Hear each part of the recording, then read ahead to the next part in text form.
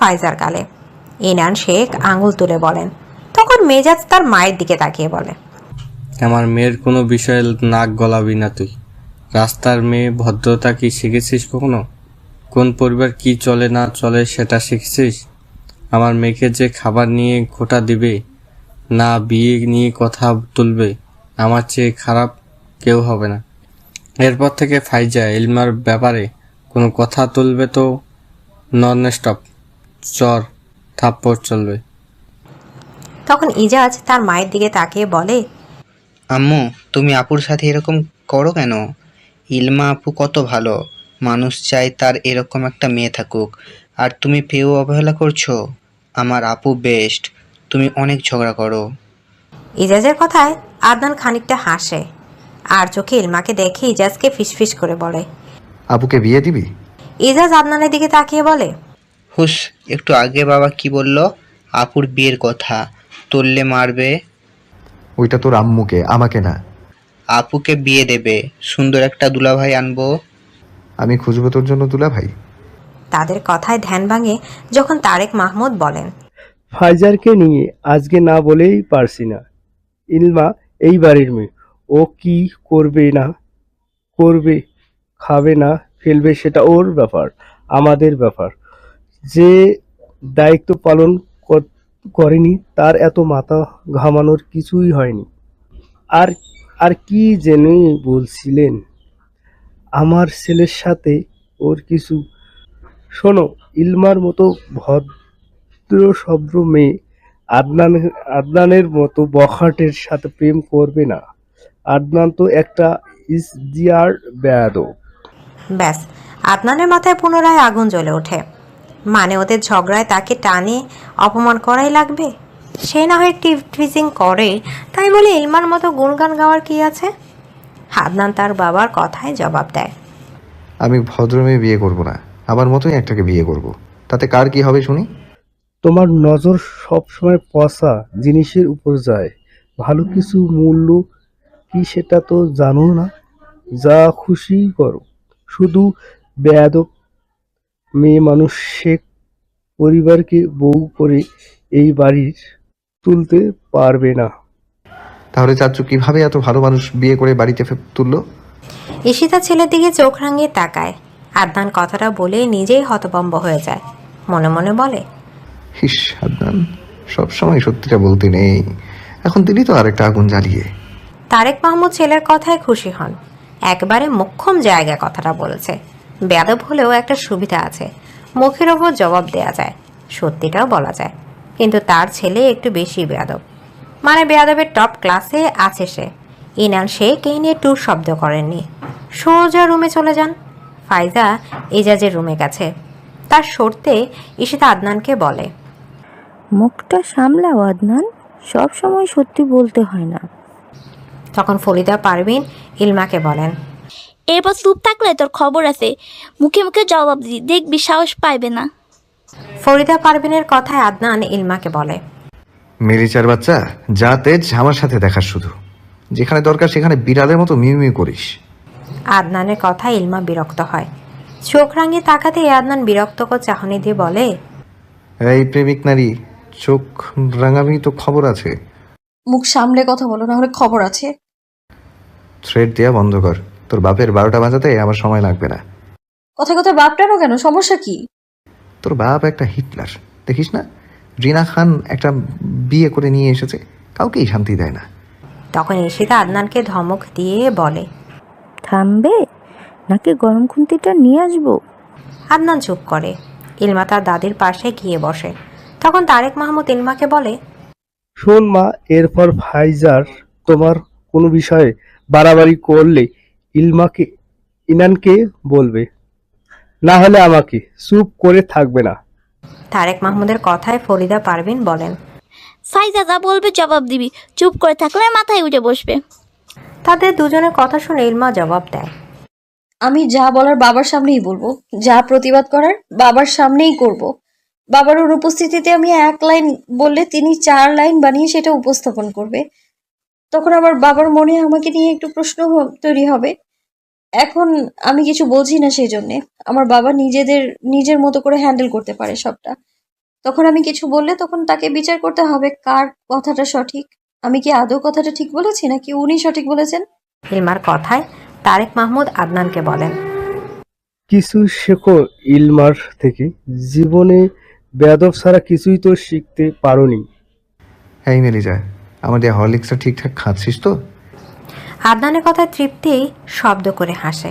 ঈশিতা ছেলের কথায় হাসবে নাকি বকা দেবে বুঝতে পারছে না। আদনানের এমন কথা ইলমা ভরকে যায়। আদনান বিরক্ত হয় ইলমা চুপ থাকাতে। তখন ইলমা জবাব দেয়, এটা কেমন প্রশ্ন? আগে তো তোর মাথায় তেমন বুদ্ধি ছিল না, কথাবার্তাও মেরে ছিল। নিশ্চয়ই আমার দিয়ে হরলিক্স খেয়ে বুদ্ধি বেড়েছে তোর। ইলমা আদনানকে চোখ রাঙায়। ফরিদা পারভিন বলেন, এই ঝগড়া লাইগা গেল। আদনান উঠে দাঁড়ায়। অনেকক্ষণ হলো ভালো মানুষদের সাথে বসেছে। বেশিক্ষণ বসলে তার চুলকানি শুরু হয়ে যাবে, সেই জন্য উঠে দাঁড়ায়। অতিরিক্ত ভালো মানুষদের পাশে বসাতে আনকমফোর্টেবল ফিল হয়, কারণ সে জানে তার মতো বেয়াদব 2-4টা আছে কিনা সন্দেহ। রুমে এসে একটা সিগারেট ধরায় আদনান। সেটা টানতে টানতে ফেসবুকে ঢুকে নিজেদের ফ্রেন্ডস গ্রুপে ঢুকতে দেখে নির্মাণ একটা স্ক্রিনশট দিয়েছে। সেটাও জেবিন এবং আবরণের আপলোড করা পিকচার্সের। আদনান ছবিটা দেখে হা হা রিয়াক্ট মারে। নির্মাণ লিখেছে, কিরে তোর শিকার তো আবরণের কাছে। ব্লক মেরে দিয়েছি, এসব মাথারই আমার দরকার নেই। বাকিরাও অ্যাক্টিভ হয়। আদনানের মেসেজে সবাই অবাক হয়। সেজান জিজ্ঞেস করে, কি ব্যাপার, রিয়ানার ভালোবাসার গুড সাইড নাকি? হ্যাতি আরেক সব ব্যাক রকমের। ব্রেকআপ করে নেব, আপাতত প্রেম করছি না। ওই সন্ধ্যায় কি ও মদ গিলছিস নাকি? নির্মাণের মেসেজে আদনান শুধু হাসে, রিপ্লাই করে, না, ভাবছি রাতে ক্লাবে যাব। তোর কোনো পরিচিত জুনিয়র থাকলে নিয়ে আসিস। হালার পোহালা, তুই আর ভালো হলি না। নির্মাণের রিপ্লাই দেখে আদনান পুনরায় হাসে। গ্রুপ থেকে বেরিয়ে আবরণকে খোঁচা মারে, লিখে, কিও নারী, দরদি জাতির পিতা, মেয়ে রাজি হয়েছে এতদিনে? আবরণ জেবিনের সাথে কথা বলছিল। আদনানের মেসেজ দেখে হা হয়ে যায়। এর আগেও তাদের কথা হয়েছে মেসেঞ্জারে, তাও আবরণই প্রথম নক দিয়েছিল জেবিনের ব্যাপারে। এখন আদনান আজকে নক দিয়েছে। আবরণ রিপ্লাই করে, মেয়ে মানে জেবিন আমার ফিউচার ওয়াইফ। শেষমেশ জনগণের খাওয়াটাকেই বউ বানাচ্ছিস? ক্লাবে নাচলেই কি ভার্জিনিটি নষ্ট হয়ে যায়? না, যদি ক্লাবে নাচতে নাচতে লাঙের হাত ধরে রুমে যায় তখন নিশ্চয়ই ভার্জিনিটি নষ্ট হয়। তবে তোর কপাল একদিক দিয়ে ভালো, তোর ফিউচার বউকে আদনান শেখ গভীরভাবে টেস্ট করেনি। এই, মুখ সামলে কথা বলবি। নারী দরদি জাতির পিতা জনগণের খাওয়া জিনিস আবার টেস্ট করবে? ছি ছি। তাহলে তোর বোনকে দিস, নিশ্চয়ই পিওর হবে, একবারে দেশি খাঁটি মাল। শুয়োরের বাচ্চা, আর একবার এই কথাটা বললে তোর জিভ টেনে ছিঁড়ে ফেলবো। কথাটা বলে আদনান ফোন ছুঁড়ে মারে। মুহূর্তে নিজের মাঝে উত্তেজনা দেখতে পায়। রক্ত যেন টকবক করছে, হাত নিষ্পিস করছে। যেন এই মুহূর্তে জয় আবরণকে হাতের কাছে পেলে 2 কাপ বসিয়ে দিত। মাথা ভীষণ গরম হয়ে আছে আদনানের। কি করা যায় ভেবে ব্যালকনিতে যায়। নিস্তব্ধ চারপাশ, আকাশে নেই চাঁদ বা তারা।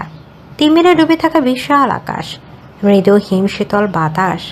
আদনান বারবার ঘেমে উঠছে। ব্যাকুল মনটাকে শান্ত করার চেষ্টা চালাচ্ছে বারবার। বুকের বাঁ পাশে হাত রাখে। তার মনের সেই পবিত্র এবং শুদ্ধ নারীর কথা মনে আনে।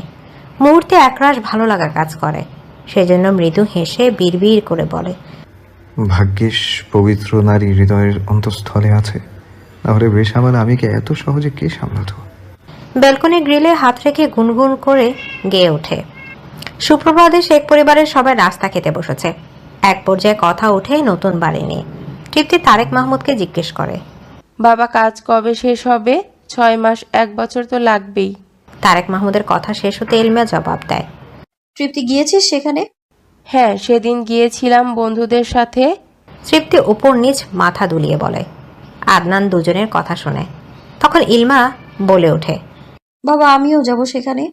সাথে সাথে ইনান শেখ বলেন, কাজ শেষ হলে যাবে।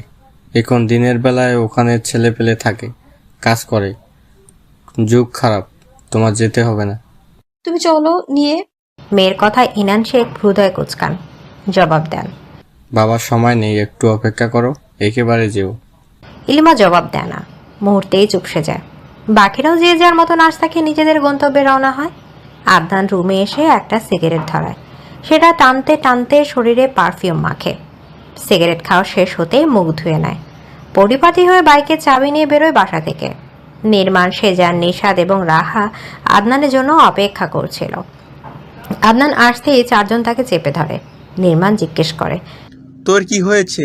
সেজান জিজ্ঞেস করে, সত্যি ভালো হয়ে গেছিস? নিশাদ জিজ্ঞেস করে। আবার নতুন করে প্রেমে পড়ছিস? সবার এক নাকারে করা প্রশ্নে আদনান বিরক্ত হয়।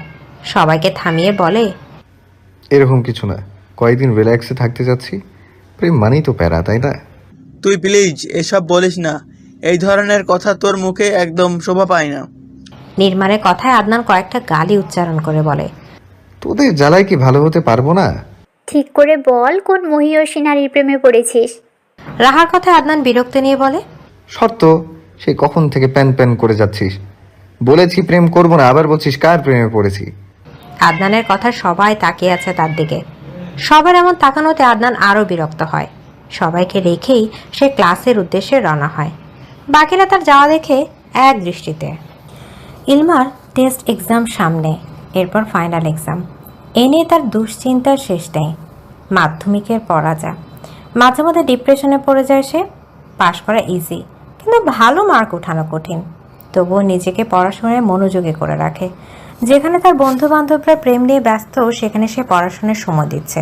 ছুটির সময় তৃপ্তি প্রীতির সাথে গেটের কাছে এসে গাড়ি ধরে তিনজন।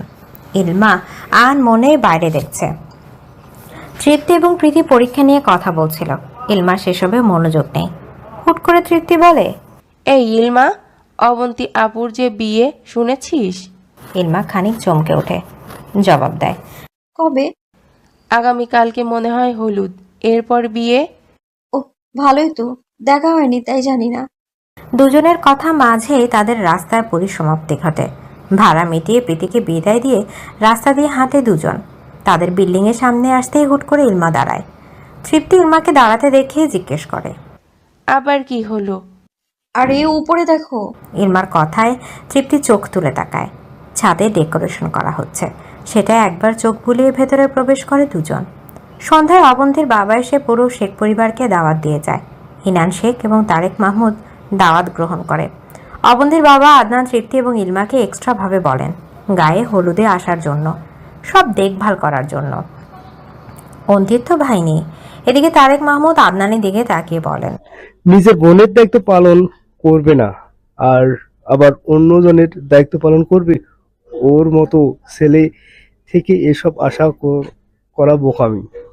অবন্তীর বাবা তারেক মাহমুদের এমন কথায় জবাব দেন, সবসময় মানুষ একরকম থাকে না, আদনানও পরিবর্তন হবে। হবে যেদিন সূর্য পশ্চিম আকাশে উঠবে। বাবার এমন কথায় আদনানের রাগ হয়। বিরক্তি ভাব নিয়ে বলে, গেলাম না এই বাড়িতে, তাতে আমার কিচ্ছু যায় আসবে না। আদনানের তেরা কথায় তারেক মাহমুদ ক্ষুব্ধ হয়ে বলেন, এই ট্যারামির জন্য কিছু করতে পারবে না। অবন্তীর বাবা তারেক মাহমুদকে থামিয়ে বলেন, আরে এখানকার ছেলেদের রক্ত গরম, শান্তভাবে কথা বল। আমি ওর বাবা হই। তখন ইনান শেখ বলেন, আরে ভাইয়া থামো, ও তো প্রফেশনাল বেয়াদব, সবাই জানে, নতুন করে বলার কি আছে। আদনান চুপ করে থাকে। অবন্তীর বাবা কফি শেষ করেই বিদায় নেয়। তিনি যেতেই ইলমা তৃপ্তিকে বলে, ও ফুলের গহনা দিয়ে সাজাবো। কাকে বলবো? বাবাকে। না, বকা দিবে, বলবে সামনে টেস্ট এক্সাম। তাহলে আদনান ভাইয়াকে। তৃপ্তির কথায় ইলমা আদনানের দিকে তাকায়। একটু আগে যা করলো, মাথা গরম, এখন বলে নিশ্চয় ছ্যাত করে উঠবে। আদনান তৃপ্তি এবং ইলমার ফিসফিস করে বলা কথায় দৃষ্টিপাত করছিল। ইনান শেখ উঠে রুমে যান।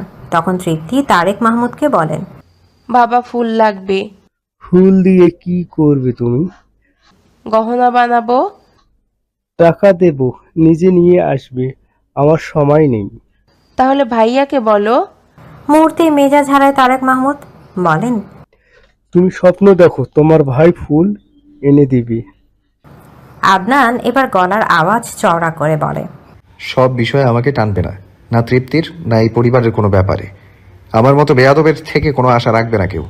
কথায় কথায় আমি জানি আমি বেয়াদব, এই পাড়ার সবাই জানে, প্রতিদিন বলার কিছু হয়নি। আদনানের মৃদু চিৎকারে তারেক মাহমুদও চেঁচিয়ে বলেন, টাকা খরচ করে বেয়াদব বানাচ্ছি, এত সফলতা দিয়ে কি করব যদি ছেলেটাকে মানুষ করতে না পারি? তখন ঈশিতা বলেন, ওকে তুমি খারাপ বানিয়েছো। মানুষ অভাব বোঝায়, তুমি কখনো অভাব বুঝিয়েছো? টাকা চাইলে দিয়ে দিতা, ভুল হয়েছে। ওকে দেশের বাইরেই পাঠানো উচিত ছিল। পরিবারের অভাব বুঝতো, হার্ডওয়ার্ক করতো, এটাই বেটার ছিল। সব দোষ তোমার, তুমি তখন রাজি হওনি কেন? ঈশিতার কথায় তারেক মাহমুদ ক্ষুব্ধ হয় আদনানকে বলেন, তোমাকে 15 দিন সময় দিলাম, নিজের পরিবর্তন না করলে বাড়ি থেকে বেরিয়ে যাবে। আমি কারোর জন্য নিজেকে পরিবর্তন করতে পারবো না। থাকলাম না এই বাড়িতে, তাতে আমার কিছু যায় আসবে না। ফরিদা পারভিন সবাইকে থামিয়ে বলেন, আমার নাতি কোথাও যাবে না। তারেক কি বলে এদিন? তখন ঈশিতা বলে, আর লাইট দিবে না প্লিজ, ওর পরিবর্তন হওয়াটা জরুরি। ইলমা তৃপ্তি দুজনেই স্তব্ধ। কি একটা কথার থেকে কোথায় গেল? ইলমা ভাবছে ফুলের কথা তোলাটাই ভুলেছিল, তৃপ্তি ভাবছে ফুলের কথা তারেক মাহমুদকে বলাটাই ভুল ছিল। কিন্তু তারেক মাহমুদ এবার জোর দিয়ে বলছে সবটা। আদনানকে মাত্র 15 দিনের সময়, এরপর আদনানের বাড়ি ছাড়তে হবে। তখন ফরিদা পারভিন বলেন, আপনাদের কি হইলো? ওর ফুফাতো ভাইটা তো দেখতে পারে, কত নম্র ভদ্র। আদনানের মেজাজ ঘেটে গেছে। তার দাদির দরকার ছিল নিজের মেয়ের নাতির কথা তোলার। আদনান বিরক্তি নিয়ে বলে, ওই টেপলার কথা আমার কাছে বলবে না। ও কি কি করে বেড়ায় তুমি জানো নাকি? নিজে তো বেয়াদব, সেজন্য ভালো ছেলেটাকেও তোমার মতো ভাবছো। ঈশিতার কথা আদনান বাঁকা হেসে বলেন, কেমন ভালো সেটা সময় হলে বুঝবে। কথাটা বলে সে রুমে চলে যায়। বাকিরা তার কথায় চোয়াল শক্ত করে নিয়েছে। তখন ফরিদা পারভিন বলেন, আপনার বিয়ে করে দাও, তখন বউ আসবে, তখন দেখবা সোজা হয়ে যাইব। মায়ের কথায় তারেক মাহমুদ বিরক্ত হয়ে বলেন, আম্মা, ওর মতো বেয়াদবের কাছে কে মেয়ে দিবে? ওর কি চাকরি বা কোনো কাজ করে নাকি? বউ চালাবে কিভাবে? 15 দিন যদি নিজের সঠিক পথে আনতে পারবে তো আমার বন্ধুর কাছে প্রস্তাব রাখবো। তাহলে তো ভালোই। ফরিদা পারভিনের কথা শেষ হতেই ইলমা তৃপ্তি দুজনেই উঠে রুমে আসে। তৃপ্তি ইলমাকে বলে, ভাইয়াও কিভাবে 15 দিনে নিজেকে পরিবর্তন করবে? জানি না, ও বেশি উচ্ছৃঙ্খল, মানে অতিরিক্ত। শোন, একটা কথা বলি। তৃপ্তির কণ্ঠ অন্যরকম শোনালো। ইলমা কিছুটা অবাক হয়, জবাব দেয়, কি? ভাইয়াকে বোঝাবি। কি? হ্যাঁ, ভাইয়া যদি তোর কথা শোনে। আস্তাগফিরুল্লাহ। আদনান যা, আমাকে ধমকে সাইডে রেখে দিবে। না ভাই, ওর আর গার্লফ্রেন্ডকে বল বোঝাতে, আমি এইসবে নাই। আমার মনে হয় ভাইয়া তোর কথা শুনবে। কোন অধিকারের জন্য আমার কথা শুনবে? জানি না, ভাইয়ার চোখে তোর জন্য আকুলতা, টান, মায়া দেখতে পাই। এসব কেমন কথা তৃপ্তি? আদনানের মতো প্লে বয়ের মাঝে এরকম কিছু একটা থাকতেই পারে না। তুই প্লিজ উল্টাপাল্টা বলে আমার মনে ওকে নিয়ে তিক্ততা তৈরি করিস না। এরপর থেকে ওর সাথে কথা বলতে গেলেও না 4 বার ভাবতে হবে আমার। আমি এসব পছন্দ করি না তৃপ্তি। আচ্ছা, বাদ দে, কিছু বলতে হবে না। হ্যাঁ, ওনার ভালো উনি আমাদের থেকেও বেশি বোঝেন। অবন্তীর হলুদের রাতে আতশবাজি ফোটানো হই হুল্লোড়ে মেতেছে ছাদের মানুষজন। ঈশিতা তৃপ্তির রুমে আসেন। তখন তৃপ্তি মুখ গোমড়া করে পড়ার টেবিলে বসেছিল। ঈশিতা এসে জিজ্ঞেস করে, হলুদে যাবে না? ইলমাকে বলো আমার ভালো লাগছে না। কেন, ফুল পাওনি তাই? এরকম কিছু না, যাও প্লিজ। কথাটা বলে ঈশিতাকে ঠেলে রুম থেকে বের করে দেয় তৃপ্তি। ঈশিতা মেয়ের কার্যকলাপে মৃদু হাসে। বেরোতেই আদনানের মুখোমুখি হয়। আদনান ঈশিতাকে দেখে পাশ কাটিয়ে সোফায় গিয়ে বসে। ঈশিতা ইলমার রুমে যাচ্ছিল, কিন্তু ইলমা তখন লিভিং রুমে আসে। ঈশিতা তাকে দেখে বলে, হলুদে যাবে না? তৃপ্তি কোথায়? রুমে। শাড়ি পরবে না? ইলমা খানিক চুপ থেকে জবাব দেয়, ফুল হলে শাড়ি পরতাম, এখন দেখি গাউন পরে যাব। ইলমার কথায় ঈশিতা জবাব দেয়, হলুদের শাড়ি পরে যেও, সুন্দর লাগবে। কথাটা বলে চোখ দিয়ে আদনানকে ইশারা করে। ইলমা আদনানের দিকে তাকায়। সে ফোন স্ক্রোল করছে। কিন্তু ফুলের কথা বলার সাহস নেই তার। এমনিতে গতকাল যা করলো না জানি ধমক একটা দিয়ে বসিয়ে রাখে। ইলমাকে চুপ থাকতে দেখে সে তা ফিসফিস করে বলে, বলো। আরে ধমক দিবে, লাগবে না ফুল। কথাটা জোরে বলে ইলমা। আদনান ভ্রু কুচকে তাকায় ইলমার দিকে। ইলমা দৃষ্টি অন্যদিকে ফেরায়। আদনান ইলমার মুখশ্রী একবার পরখ করে, ঈশিতা প্রস্থান করে। তখন তৃপ্তি এসে বলে, ইলমা যাবি না? যাবনি। ভাইয়াকে বল ফুল এনে দিতে। কণ্ঠস্বর খাদে নামিয়ে বলে তৃপ্তি। ইলমা চোখ হ্যালো বন্ধুরা, পরবর্তী পার্ট খুব তাড়াতাড়ি আসবে, তো সবাই অপেক্ষায় থাকো। আর চ্যানেলটি যারা এখনো সাবস্ক্রাইব করনি তারা পরবর্তী পার্ট দেখার জন্য চ্যানেলটি সাবস্ক্রাইব করে রেখো। ধন্যবাদ সবাইকে, আমাদের সাথেই থেকো।